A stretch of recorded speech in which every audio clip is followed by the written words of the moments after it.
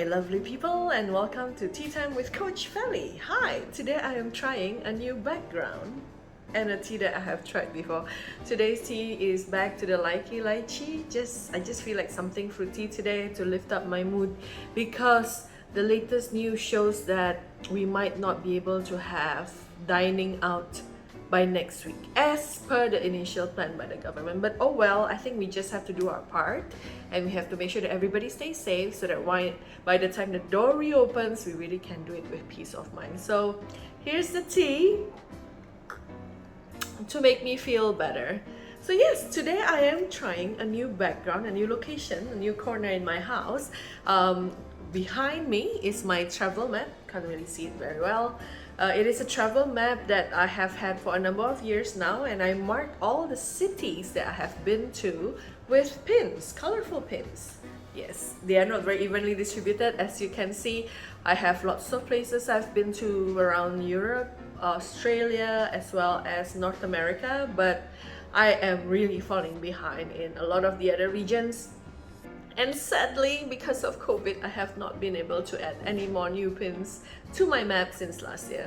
But in any case, I am still optimistic that I will be able to get back to it, and I'm pretty sure a lot of you are also like me. We are just missing our travels and things like that, right? But today, we are gonna continue the show, and it is about business. Today's topic is about customer retention. It's about customer retention. Now I want to talk about customer retention versus customer acquisition.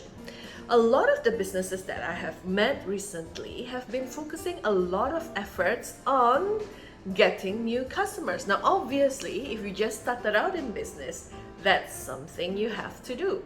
But now I want to talk to a lot of you who have been in business for a while now and who have this long database of current and past customers. Number one, have you measured your customer retention rate recently? Now, what do I mean by customer retention rate? If you begin your year by having 1,000 people who are your existing customers in your database, how many do you end the year with? Out of these 1,000 customers that are with you at the beginning of the year, by the end of the year, how many are still with you and actively buying from you? If let's say by the end of the year you have 900 out of 1,000, then your customer retention rate is 90%, and that is a wonderful thing. Why do we want to talk about customer retention? Why is it so important? There are statistics that I have read many times, and this is consistent across different regions, different kind of research, different articles, that increasing your customer retention rate just by a little bit, let's say 5%, can dramatically impact your profitability. It can dramatically increase your profit by easily 25 to 100%. Wow! Moving customer retention by 5% can result in 25 to 100% increase in your profit. That's quite an amazing number, right? Now, if you think about it, obviously it does make sense. The other thing is they say higher customer retention rate leads to higher profitability because it is so much easier to sell to an existing customer who already knows what you can offer, who already has that relationship and that trust with you, compared to selling to a new customer. And of course, last but not least, the cost of selling to an existing customer is again so much lower than the cost of selling or acquiring a new customer. You know, to get a new customer, you probably have to do many different things. You have to spend money on your marketing.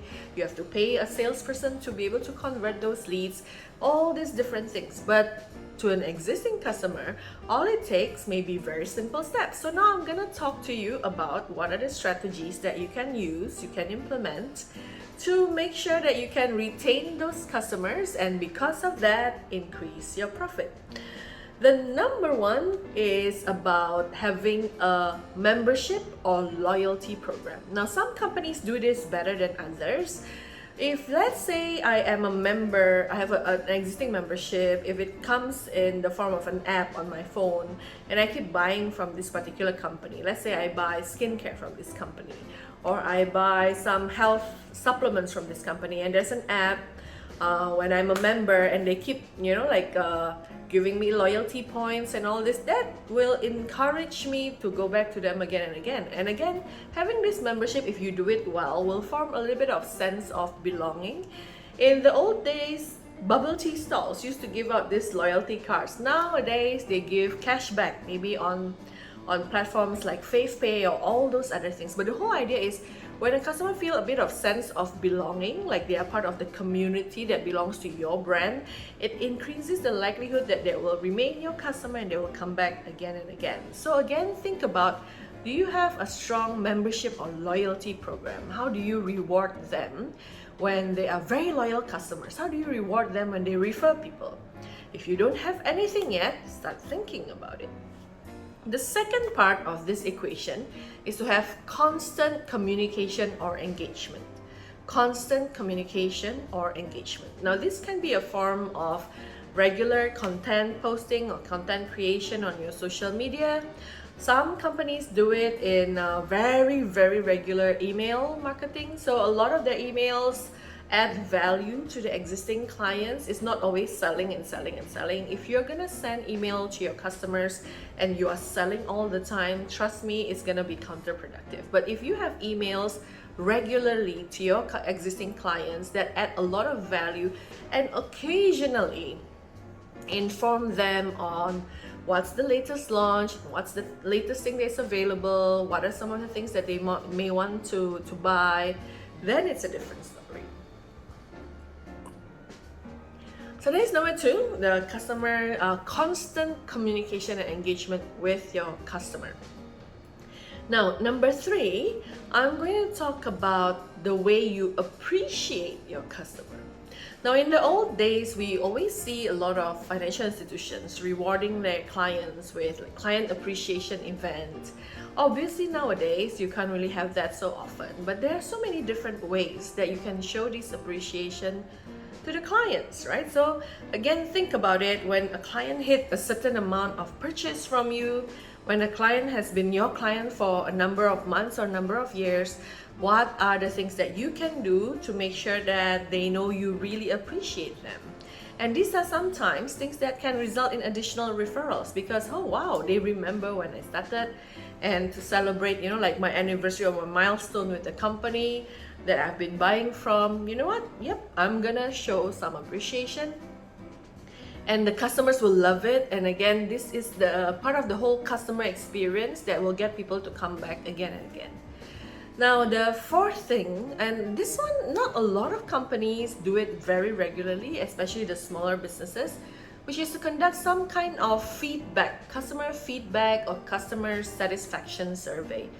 When was the last time you really checked on your customers on how happy they are with you, or what are the things that they would expect from you? If you have not done all this survey or feedback exercise for a while, you may want to get started on that. You'll never know what kind of insights you can get. And a lot of the times it is very useful to design your next strategy to make sure that you continue to retain these customers, make them happy and keep them as a long-term customer. And as a result, you increase your customer lifetime value. The last thing that I'm going to talk about is the way you incentivize them for coming back. What are some of the incentives that you can think about that can remind them of your existence and also motivate them to come back to you? The easiest example that I would quote on this will be, you know how there's always a constant battle between Gojek and Grab? Recently, we are noticing more and more that Gojek has this strategy where if you have not been using their apps for a while, because obviously we have been working from home, so we have not been using that a lot, they would send you a notification, hey, we haven't we haven't seen you for a while. If you want to come back, here's a voucher, $3. Now the amount is not really what's important, but I think it is a very nice gesture when they reach out to you and say, hey, we haven't seen you for a while, we miss you, we would love for you to come back. Some restaurants do this very well too. Some restaurants who monitor a lot of the ordering from an online system, and they have seen that some customers are in their database and they have not really bought anything for a while, they would send them an email, hey, we miss you, it has been X number of months since the last time you came by. We would love to see you again. Please drop by or please order this and that. So these are some of the few strategies that you can think about, but remember the whole motivation behind this is because it is so much easier and so much more profitable to have your existing customers buying from you again and again compared to always having new customers. Having said that, it is always healthy to keep expanding your customer database, but I just want to make sure that you don't miss out the lowest hanging fruit, which is ensuring that your customers are happy and that they stay and that they refer, because again, those referred customers are also a much more profitable customers than those that you acquire through the hard work of marketing and plowing lists and like networking and all these other things. So that's it, guys. I hope that's useful for you, and whatever is going to be announced about next week, whether we can or cannot eat out, I was looking forward to eating out. It's my dad's birthday next week. Let's just hope for the best. Like I say, prepare for the worst, hope for the best. But please stay safe. Please do our part as responsible residents of Singapore, and do take care and stay safe. See you next week.